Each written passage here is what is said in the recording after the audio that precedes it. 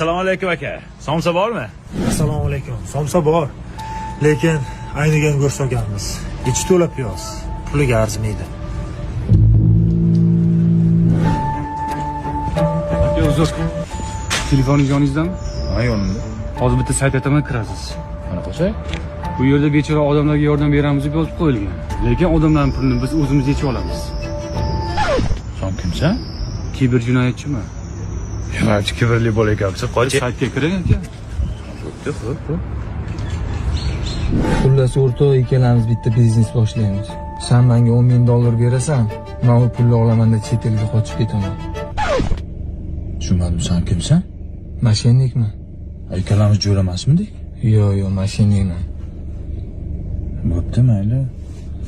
Berasanmi? Ha, beraman. Bo'ldi, unda men ertaga olib uchib ketaveraman-da. Ha, bo'ldi, ketaverasan. Xo'p. Ha, go'zalim.